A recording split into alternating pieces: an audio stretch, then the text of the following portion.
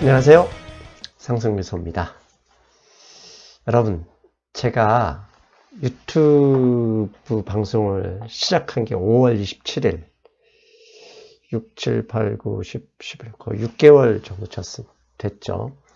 근데 유튜브 방송을 하면서 제가 꿈꾸는 게 있습니다. 뭐냐면, 매일 아침 조간신문, 경제신문이죠. 경제신문 조간 브리핑을 해보고 싶습니다. 경제신문에 있지만 사실 정확하게 숨겨있는 함이라고 하죠. 그 행간에 있는 이야기들을 제 나름대로 분석해서 도움을 드리고 싶은데 아직까진 꿈입니다. 이왕 한다면 뭐 지금이라도 할 수 있겠지만 보시는 분들이 많아야 저도 매일 아침 힘내서 할 수 있잖아요. 그래서 여러분들이 좀 더 많이 좀 광고해 주시고 공유해 주셔서 구독자를 늘리고 그 다음에 조회수가 확대되면 제가 매일 아침 월요일에서 금요일까지 조간 경제 브리핑을 한번 해보고 싶습니다.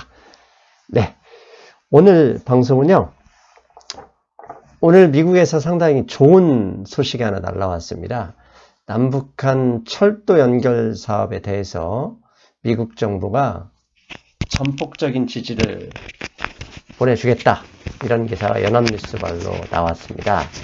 그래서 지금까지 유튜브 방송 최근 3개월 동안 북한 관련해서 제가 2번 정도 올렸습니다. 하나는 북한 경제가 만약에 발전하게 된다면 어디에서부터 시작할 것인가 하고, 그 다음에 미국이 비핵화를 통해서 북한을 최종적으로는 친미 국가로 만들지 않겠느냐 하는 게 저의 생각이었습니다. 그래서 이 2가지를 올렸는데 오늘은 비핵화가 완전히 진행이 된다면 비핵화 순서에 따라서 당연히 흘러가겠지만 북한 경제 성장 어떤 경로로 진행될 것이며 만약에 북한 남북 경제가 협력이 진행이 되면서 북한이 발전해 간다면 구체적으로 어떤 방향으로 갈 거고 그 안에서 여러분, 저 어떻게 돈을 벌 수 있을지 그 부분에 대해서 방송을 하겠습니다.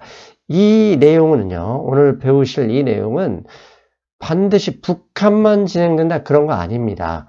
어느 이머징이든 어느 저개발 국가든 발전하게 된다면 이 모델로 발전하게 된다는 게 저의 생각이고요. 실제로 한국도, 중국도, 그 다음에 최근에 베트남도 이 과정으로 진행되어 왔다는 점 꼭 눈여겨보셨으면 좋겠습니다. 그래서 정치적인 것으로 북한 사람 다 죽여야 된다 이런 생각하지 마시고 우리가 뭐 정치할 사람들 아니잖아요.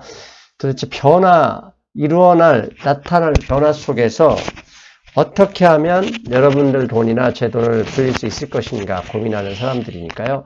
그 관점에서 보셔야 됩니다. 먼저 오늘 저녁 21일 아침에 나왔네요. 좋은 뉴스가 하나 나왔습니다. 지금 현재 지난번 미국의 그 안보보좌관이 한 달 전에 한국에 와서 워킹 그룹을 만들자고 합의 갔잖아요. 그런데 이번에 워싱턴에서 워킹 그룹 회의를 했는데요. 미국이 이 회의 내용에서 남북 철도 연결 공동조사, 철도 연결을 시작하기 위해서는 공동조사를 해야 되거든요. 아직 삽질하기 전에 도대체 어디에 그 복구가 필요하고 선로가 더 들어갈 이런 조사, 공동조사를 강력하고 전폭적으로 지지하겠다 이렇게 발언을 했다고 합니다. 그래서 이 부분은 아직 삽질을 뜨려면 어느 정도 상당한 시간이 필요하겠지만 이 조사에서 시작이 되니까요. 상당히 저는 긍정적인 소식이라고 봅니다. 만약에 언젠가는 남북한 철도가 연결이 된다면 결국 그 철도로 러시아를 거쳐서 유럽까지 가지 않습니까? 그러면 부산에서 일본에서 배로 실어서 유럽 가서 1달 반, 2달 걸릴 이유가 없죠. 부산에 와서 철도로 그걸 싣고 유럽으로 가면 거의 보름 정도면 가거든요. 그러면 부산 지역 할 거 없이 엄청난 경제 발전이 나올 수 있고요. 또한 남북한 철도를 공사를 하기 시작하면 중장비 한국에 지금 남아 돌잖아요. 건설업이 이렇게 줄어들고 있어서 그 장비 또 유휴 인력까지 상당히 많은 일자리를 얻을 수 있다. 그리고 최종적으로 연결이 되면 가스전 및 러시아의 전기를 한국에 직접 수입할 수 있거든요. 그러면 북한이 지금 현재 에너지 수입을 다 중국에 의존하고 있잖아요. 그럼 중국의 영향력이 거의 다 사라지면서 미국이 좀 더 강력하게 중국을 압박할 수단이 될 수도 있다. 이런 생각 때문에 그렇습니다. 아무튼 이 좋은 소식을 기반으로 해서 오늘 북한과 같은 저개발 국가가 국제사회 글로벌 경제에 편입되기 위한 과정을 지금부터 알아보겠습니다. 자, 알아보기 전에 상승미소 경제방송의 특징이 있죠? 먼저 결국은 북한이 신용화폐 시스템으로 편입된다는 얘기고, 신용화폐 시스템이 결국은 글로벌 경제 시스템이거든요. 그 안에 편입되기 전에 돈에 대한 성질부터 다시 한번 복습하겠습니다. 경제성장에 가장 필요한 것은 뭐다? 돈입니다. 돈. 여러분, 돈이 곳곳에 흘러가야 결국 거래가 활발해지면서 경제가 발전합니다. 북한이 몇 년 전에 그 화폐 개혁을 했던 것도 초기에는 완전히 북한 경제가 박살이 났잖아요. 근데 요즘 최근에 뭐 장마당 활성화 등으로 돈이 결국 잘 돌아가고 있으니까 경제가 좋아지는 거거든요. 여러분, 제 강의 계속 보셨으면 돈은 뭐다? 빚이다. 빚이라는 건 신용이다. 즉, 신용화폐 시스템이 있어야 활발한 거래, 경제가 활성화된다. 그렇다면 신용의 조건이 있죠. 신용. 왜? 우리나라가 자급자족, 무역 필요 없고 대한민국이 모든 필요한 물건들을 국내에서 해결할 수 있다 그러면 사실 환율이 필요 없습니다. 우리가 먹고 살면 되니까요. 그때는 국내에 신용화폐 시스템만 있으면 되죠. 이것은 뭐 중앙은행이 있고 정치적 안정만 있으면 되는데 그런 나라가 거의 없잖아요. 미국조차도 사실 무역이 필요한 나라거든요. 그러면 국외거래에서 이 한 나라가 국제 경제 시스템에 편입되려면 결국 그 나라 돈의 가치가 뭐 안정이다 하지, 이 나라 돈 인정해, 이런 국제 신용화폐 시스템, 즉 환율 시스템에 포함이 돼야 됩니다. 이게 되면 외환시장이 형성이 되고 이래서 그때부터 외국인 투자가 본격적으로 시작되죠. 그랬더니 어느 분들이 이런 얘기를 합니다. 달러로 가져와서 한국의 부동산을 살 수 있는데 굳이 원화로 바꿀 필요가 있느냐? 예. 어느 집주인이나 건물주인은 달러화를 받고 건물을 팔 수 있습니다. 그런데 그 건물을 소유하는 순간 결국 그 사람은, 그 외국인은요, 원화를 소유하는 것과 같습니다. 왜? 환율이 박살나면 그 부동산의 값어치가 거꾸로 박살이 나지 않습니까? 그래서 환율이 상승하는 나라, 환율 가치가 폭락하는 나라에서는 외국인들이 주식, 부동산을 것이 다 팔고 도망가는 게 그런 이유입니다. 그래서 외국인이 부동산 및 주식 보유를 달러로 바꾼다 하더라도 그 자체가 결국 우리나라의 돈을 소유하는 것 같다. 알아두십시오. 자, 그래서 지난번 북한 경제 어떻게 발전되나 해서 1탄에서 나왔던 얘기입니다. 북한이 경제협력, 글로벌 경제 시스템에 편입되려면 무조건 두 가지가 우선 선결이 돼야 됩니다. 첫째, 은행 시스템이 확보돼야 됩니다. 은행 시스템이라는 신용 창조, 즉 대출 시스템을 말하기도 하지만 무역을 하려면 은행과 상대방의 은행끼리 신용장을 개설해야 되거든요. 그렇지 않으면 현금 들고 금 들고 가야 되는데 그거 불가능하잖아요. 그래서 은행 시스템을 확보해야 되는 게 첫 번째고요. 두 번째, 은행 시스템을 확보하려면 뭐가 필요하다? 외환보유고가 필요하다. 그러면 외환보유고는 첫 번째 누가 들고 오느냐? 예, IMF, IBRD, 세계은행 등 이런 국제 원조 기금들이 이 나라의 원조를, 대부분 무상 원조거든요. 이런 것은 원조를 해주면서 시작됩니다. 그러면 이 돈을 기반으로 인프라 건설을 하고요. 그 다음에 이거 하는 걸 봐서 이제 국가별로 차관을 해주거든요. 그 차관에 하는 이유는 그 해당 국가의 기업들이 진출하기 위한, 즉 그 기업들의 생산 기지를 건설하기 위한 그 기초 단계입니다. 그래서 북한이 글로벌 경제 시스템에 편입하려면 이런 과정을 거치죠. 이게 제 생각이라 지난 5월 달에 중앙일보도 똑같은 얘기 했죠. 트럼프 비핵화 보상 플랜은 IMF 가입이다. IMF 가입한다는 얘기는 국제 지원, 그러니까 국제 원조 자금입니다. 원조 자금이 들어와야 민간이 뭡니까? 기업이죠. 기업이 투자하게 된다는 의미입니다. 자, 이게 그래서 지난번에 보면 이제 비핵화 협상 초기 단계죠. 북미 정상회담이 지난 다음에 폼페이오가 이런 의미심장한 얘기를 했죠. 뭐라고 하냐? 북한 베트남 길 갈 수 있다. 즉 김정은 위원장한테 미국은 베트남 모델을 제시했다. 이게 무슨 얘기입니까? 베트남이 제가 앞에서 했던 과정을 그대로 진행해 왔거든요. 그 과정이 돼야 결국 글로벌 시스템이 편입이 되고 북한 돈 자체가 전 세계에서 인정받는 과정이다 보시면 되겠습니다. 그래서 경제 성장에 필요한 이 자본의 진입 순서가 있습니다. 여기서 자본의 진입 어느 나라에 북한 또는 북한과 같은 저개발 국가가 글로벌 무역 시스템에 편입하기 위해서는 반드시 3단계 과정을 거칩니다. 첫 번째가 앞에서 중앙일보도 얘기했던 것처럼 IBRD, IMF, 세계은행 등 이들 국제 원조단체가 그 나라, 북한이나 저개발국가에 원조를 해야 됩니다. 근데 여러분 IBRD, IMF, 세계은행은 결국 미국의 기관입니다. 왜냐하면 미국이 가장 많은 돈을 출자했기 때문이죠. 그래서 이들 나라가 만약에 이들 기관이 원조를 한다. 그 얘기는 미국이 승인했다 생각하시면 됩니다. 그리고 이들이 원조를 했다. 미국이 승인한 것이고 미국이 승인했다 그러면 아하 글로벌 은행 시스템 북한도 곧 중앙은행이 만들어지는구나 이렇게 보시면 됩니다. 그 다음에 이들 돈으로 인프라 건설을 투자를 하게 될 거고 두 번째 단계가 국가별 차관이 들어오게 됩니다. 일본이든 중국이든 이들 나라들이 이제 북한에 차관을 제공하는데요. 이 차관이 어디에 쓰이느냐? 결국은 그들 나라 기업들이 북한에서 경제활동을 하는데 좀 더 우대를 받기 위해서 이러는 겁니다. 지난번 옛날에 우리 한국이 박정희 대통령 이제 새마을운동, 그러니까 경제개발 5개년 계획 첫 번째 할 때 포철 짓고 이랬을 때 가장 필요했던 돈이 이런 돈이었고 이런 돈 중에 일부가 일본에 대한 배상금이었죠. 그래서 일본과 북한이 그 국교 정산을 하게 된다면 반드시 배상금 문제가 나올 거라고 봅니다. 그리고 이런 돈으로 결국 인프라 투자하고 중화공업을 우리나라 같으면 그렇게 했었죠.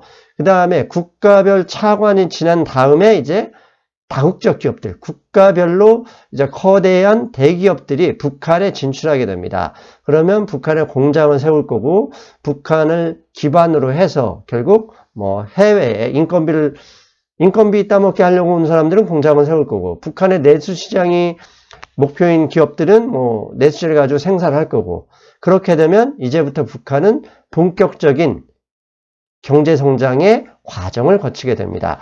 이 흐름은요. 앞에서 말씀드렸지만 베트남도 똑같은 과정을 거쳤습니다.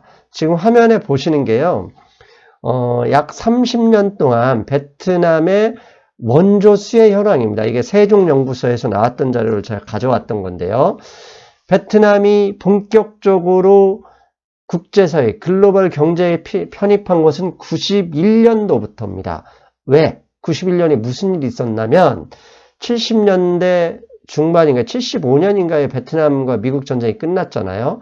그러면서 15년 정도 지난 다음에 미국과 베트남이 수교 로드맵을 합의했습니다. 그리고 94년에 베트남이 금수 조치를 미국이 해제했고요. 그냥 경제 제재를 해제했고 95년에 양국의 대사관을 개설하면서 국교가 정상화됐습니다. 자, 밑에 그림 보시면 전체 금액, 밑에 상관없고 전체 금액을 보시면 언제부터죠? 91년도부터 본격적으로 들어왔습니다.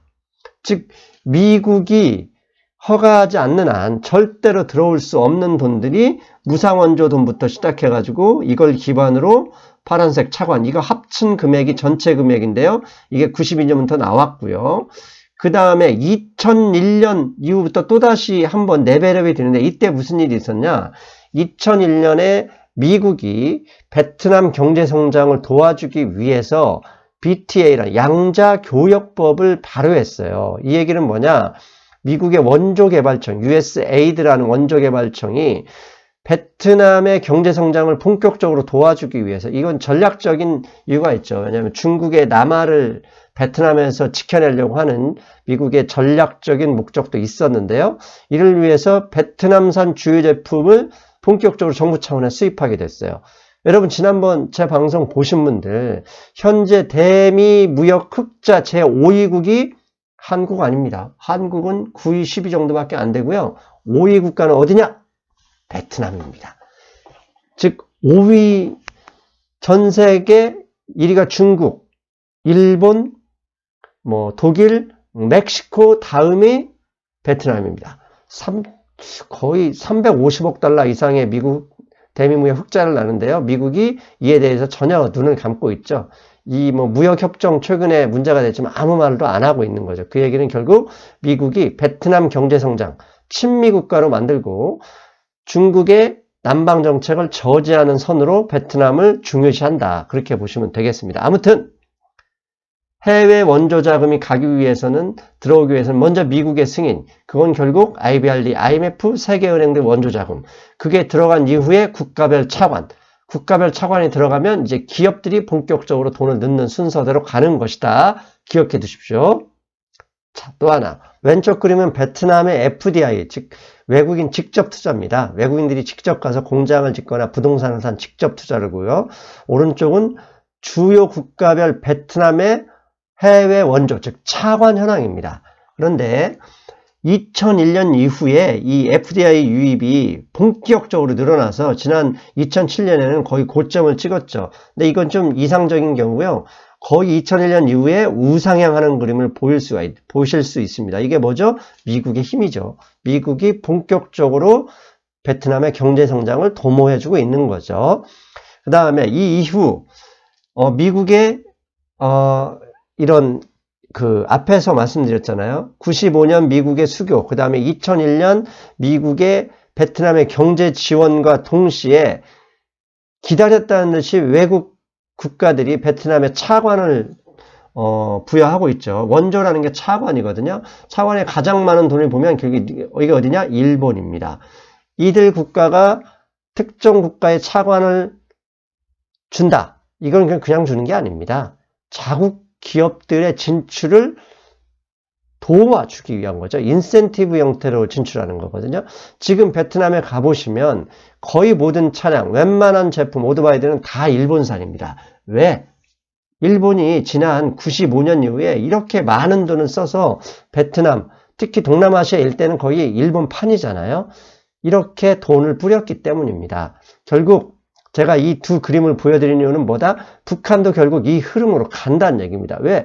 미국이 IBRD나 IMF, 세계은행들 움직여서 돈 준다 얘기는 그냥 돈 주는 게 아닙니다. 북한을 친미국가화로 만들 가능성이 확실할 때 간다는 얘기입니다. 그 얘기는 당연히 비핵화가 우선이 돼야 되겠죠. 자, 그래서 지난번에 보면 문재인 대통령이나 김동연 전 이제 조만간 바뀌지만 부총재죠. 기재부 장관이 지난번에 G20 재무장관 회담 가서도 IMF 총재를 만났고, 그 다음에 문재인 대통령이 유엔 연설에서도 북한이 IMF와 세계은행 가입 원한다 얘기를 했던 거고요. 그 다음에 지난번에 10월에 한국에 오셨던 세계은행 부총재도 조건 갖춰주면, 조건이 뭐겠습니까? 비핵화죠. 비핵화 잘 돼서 미국이 오케이 하면 북한에 지원하겠다. 그런 의미가 되겠습니다. 그래서 이 점에 중요한 게 뭐냐면요. 결국은 뭡니까? 국가가 원조 자금 들어가고 국가가 차관을 빌려줘서 그 나라의 경제 성장을 시킨다. 죽 써서 개줄 일 없죠. 왜 그러겠습니까? 자국 기업이 가서 수익을 내기 위한 것이 최종 목적입니다. 최근 한 3개월간요. 북한과 미국의 비핵화가 잘 되다가 안 되는 것 같고, 안 되다가 잘 되는 것 같고, 이 과정 속에서도 꾸준히 움직이는 업체들이 있어요. 미국의 곡물업체, 어디죠? 카길이죠. 그 다음에 미국의 발전설비 농기계 업체. 이런 나라들이 비밀리에 방북을 추진했거나 이미 방북을 했다고 알려져 있습니다. 이들 기업들이 뭐하러 가겠습니까? 미리 가서 자기들이 얼마나 돈 벌 수 있을지 조건을 확인하는 거예요. 물론 이 확인한다고 해서 투자 가능성이 지금 100% 그런 건 아닙니다. 먼저 사전에 정보 조사를 해서 준비하는 거죠. 왜? 순간적으로 어떻게 될지 모르기 때문인 겁니다. 그래서 한국 정부도 이런 거죠. 지금 현재 북한과 진행하면서 한국 기업들 지난번에 문재인 대통령 평양 방문했을 때 5대 기업 이렇게 같이 갔잖아요. 재벌 총수들. 당연히 기업들이 그냥 할 일 없어서 가는 게 아닙니다. 북한에 투자할 거리가 있는지 확인하기 위해서 가는 거거든요.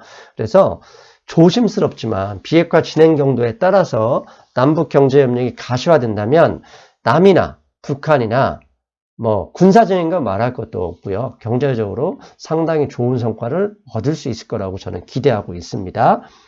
자, 그렇다면 북한이 경제 성장을 하는 데 있어서 우리가 눈여겨봐야 되는 거는 결국은 통화량 확대, 신용 팽창, 인플레이션입니다. 왜? 인플레이션에 따라서 인플레이션에 어떻게 편승하느냐에 따라서 우리가 돈을 벌 수 있다. 그렇게 말씀드렸잖아요. 부동산 관련해서도 이 얘기 그대로 나오지 않습니까? 인플레이션, 돈이 가는 순서대로 가장 먼저 가는 사람이 가장 많이 돈을 벌고 가장 늦게 오면 그때가 폭탄이다. 응? 요즘 부동산 떠하시는 분들이 지금 내가 폭탄을 아는 걸 아니까 고민하는 거잖아요. 그래서 북한 투자 수익은 인플레이션과 관계가 있다. 북한만이 아닙니다. 베트남이든 전 세계 저개발 국가가 국제 경제 시스템을 편입될 때 이 과정 그대로 거칩니다. 그러면 이 인플레이션이 어떤 경로로 가는지 살펴보겠습니다. 이것도 마찬가지로 3단계 과정인데요. 첫째, 1번 앞에서 말씀드렸잖아요. 국제 원조. 왜? 그 돈으로 은행 시스템, 외환보유고가 돼서 은행 시스템을 복원한다. 은행 시스템이 복원해야 북한의 광물도 수출하고 북한도 필요한 원자재를 수입할 수 있거든요. 이게 1단계. 2단계는 이걸 마중물로 해서 해외 국가들이 차관을 가져오면 그 돈이 외환보유고가 되고 이제 북한도 그 돈을 기반으로 신용화폐 시스템, 즉 중앙은행을 만들게 되는 거죠. 그렇게 되면 이제 부채를 생성할 수 있죠. 그러면 북한 기업들도 이제부터 중앙은행에서 돈을 빌려서 그걸로 부동산을 사든 뭐 공장을 짓든 하겠죠. 그렇게 되면 이제 그 단계를 거치면 일반인들까지 앞에서 부동산 설명드렸잖아요. 인플레이션이 되는 순서대로 점진적으로 가게 되는 겁니다. 그러면 우리가 결국 투자할 수 있는 단계는 국제원조 단계는 아닙니다. 이건 국가별이고요. 결국은 두 번째와 세 번째 단계에서 우리 같은 사람이 투자할 수 있게 되겠죠. 아무튼 국제원조자금, IBRD나 IMF 세계은행이 들어가면 글로벌 신용화폐 시스템으로 복귀하는 거다 보시면 되고요. 그 다음에 경제가 성장한다는 얘기는 제가 뭐라고 했었습니까? 부채가 늘어나는 것, 통화량이 늘어나는 것이다. 당연히 점진적인 인플레, 한꺼번에 확 늘어날 수는 없잖아요. 우리 옛날 생각해보세요. 60년대, 70년대, 80년대, 90년대 이 과정에서 아버지, 제 세대가, 올해 제가 49인데 그때 80년대 후반, 90년대 후반에 돈 빌리기 어려웠거든요. 그 단계를 거쳐갑니다. 통화량이 증가하면 당연히 자산, 부동산과 주식이 그 순서대로 상승하고요. 만약에 채권을 발행하게 되면 그 최초 발행하는 채권 금리가 북한이 정상적으로 글로벌 시스템에 편입한다면 가장 높은 금리가 될 것이다. 그렇게 보셔도 되겠습니다. 지금 이 그림은요. 베트남의 10년 만기 채권 금리입니다.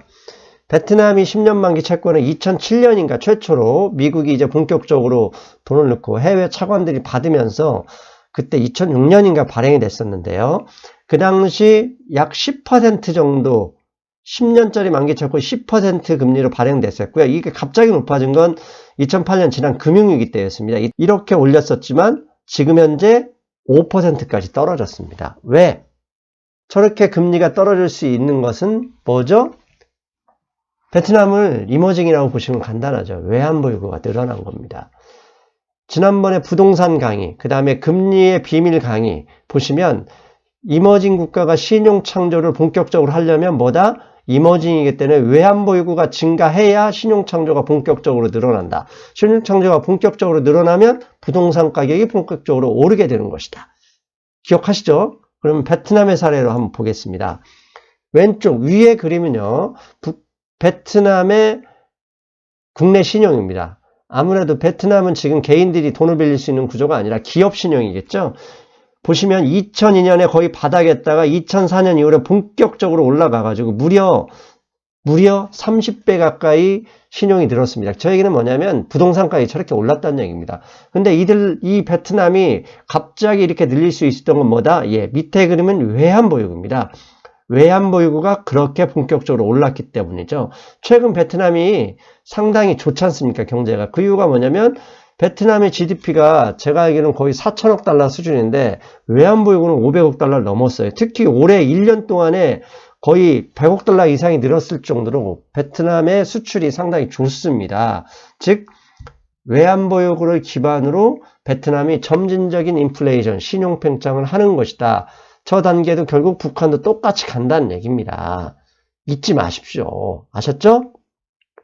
그래서 이게 보면 또 하나 알아야 될 게 있습니다. 이게 지금 원달러 환율 30년 차트입니다.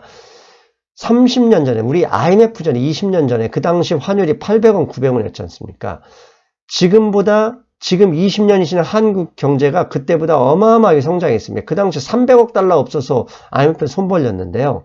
지금 현재 외환보유고가 4천억 달러입니다. 삼성전자 하나 기업만으로도 당시에 20년 전에 대한민국 전체 규모를 능가할 정도로 대한민국이 성장했는데 환율이 어떻게 됐어요?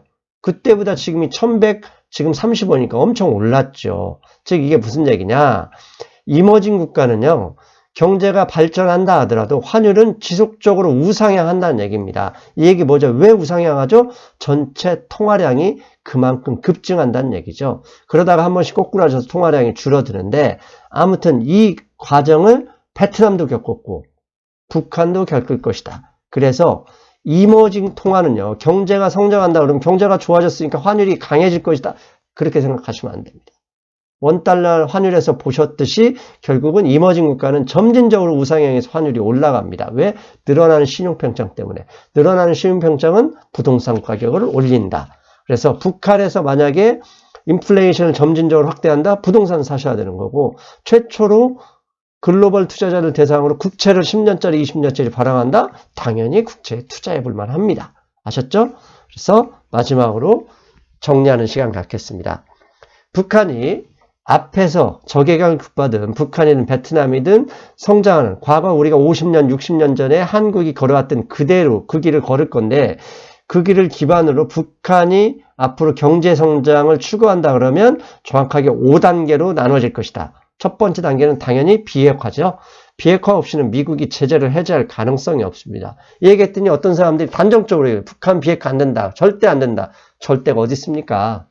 과학기술조차도 진리가 바뀌는 상황인데요. 언제 어떻게 될지 모르는 겁니다. 그냥 우리는 진행 상황을 보고 진행이 된다면 이렇게 되는구나 배우는 거라고 생각하세요. 거품 물지 마십시오. 아셨죠? 1차 비핵화 진행. 비핵화가 점진적으로 잘 진행되면 당연히 IMF, IBRD 세계은행이 원조를 한다. 두 번째, 이 원조를 하게 되면 국가별로 들어가는 걸 확인하고 차관을 진행하게 되고 그 차관이 진행된 이후에 이제 글로벌 기업들, 다국적 기업들이 북한에 진출한다. 그렇게 되면 북한은 점진적인 인플레이션을 본격적으로 시작하게 된다. 이 5단계를 거치고요. 그러면 우리가 본격적으로 재택을 통해서 북한에 투자할 시기는 언제다? 예, 이 박스 보이시죠? 국가별 북한이 원조를 받는, 차관을 수혜받는 그 시기부터 시작됩니다. 왜? 그 돈을 기반으로 북한이 중앙은행이 만들어질 것이며 중앙은행 기반으로 본격적으로 신용창조를 할 것이니 그러면 우리는 먼저 원화를 가지고 가서 바꿔서 북한의 부동산도 사고 이것저것 사야 됩니다. 북한 돈 종이 쭉쭉 가지면 안 됩니다. 앞에서 말씀드렸잖아요. 점진적으로 환율이 결국 우상향할 거니까 북한 돈 자체를 가지면 손해. 뭘 가져야 된다? 부동산? 하다못해 뭐죠? 북한산 광물이든 이런 걸 가져와야 되겠죠? 그래서 결국 다시 설명드리면 IMF 세계은행 이 부분에 돈 원조 자금 들어간다면 이 돈을 기반으로 차관이 진행될 것이고 차관이 진행되고 자본이 기업이 진출하게 되면 북한은 이 돈을 기반으로 중앙은행을 설립하고 그 다음에 이 설립한 중앙은행의 외환보유고가 이들이 빌려온 돈일 것이고 그러면 본격적으로 인플레이션이 진행된다. 인플레이션 진영은 뭐죠? 신용창조. 신용창조가 되면 점진적으로 자산이 올라간다. 이것은 베트남이나 한국이나 앞으로 발생할 저개발 국가나 똑같은 방향이다. 아셨죠? 그런데 그러면 북한의 부동산 어디 사야 되죠? 지난번 부동산 가격이 1탄, 부동산 광풍 1탄 기억하시죠? 그때 부동산 가격이 올리는 두 가지 단어, 도시화와 일자리. 도시화, 일자리가 있는 곳에 반드시 도시화가 되는 거니까 그런 도시를 선택해서 여러분들은 부동산 투자를 하는 게 좋겠습니다. 여러분, 정치적인 건 뒤로 하고 절대가 어디 있습니까? 절대가. 어느 날 갑자기 정치가 어떻게 될지 모르고요. 내일 모레라도 당장에 트럼프 대통령이 가가지고 악수하고 ICBM 다 처리할지 모릅니다. 우리가 중요한 건 뭐죠? 정치적인 건 둘째 문제고 그 변화될 가능성에서 돈이 어떻게 흘러갈 것인지 그거에 대해서 연구 또 고민해 봐야 됩니다. 아셨죠? 그 고민 해답은 상승미소 방송에 있었습니다. 여러분, 오늘도 끝까지 들어주셔서 고맙고요. 제가 조간 경제 뉴스 브리핑을 할 수 있도록 여러분 구독하기 클릭 구독하기 클릭 감사합니다. 안녕.